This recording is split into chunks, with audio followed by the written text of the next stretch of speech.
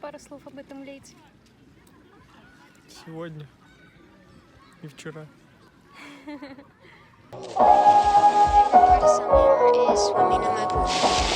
Oh, summer. It sounds good right now after what we just experienced, doesn't it? Grilling out, lawns being mowed, and pools opening. These are some of the things we expect with summer.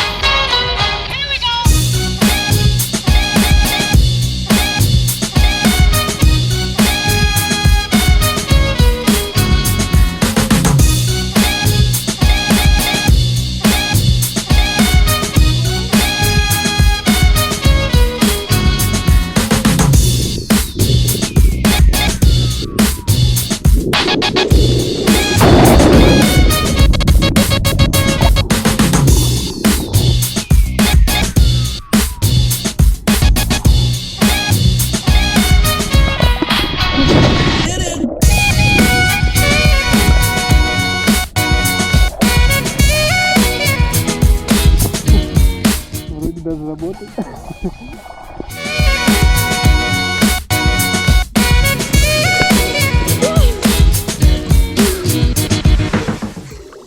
Не холодно. Холодно, холодно, холодно.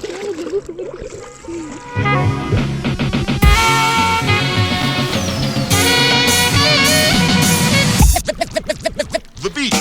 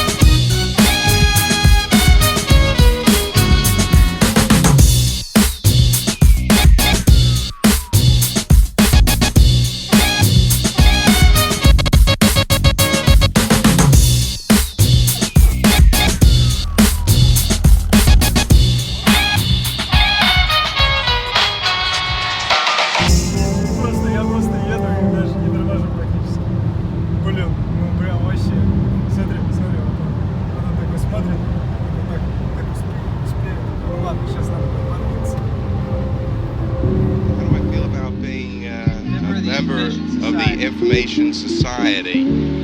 That's a difficult question because I didn't know we were in the information society.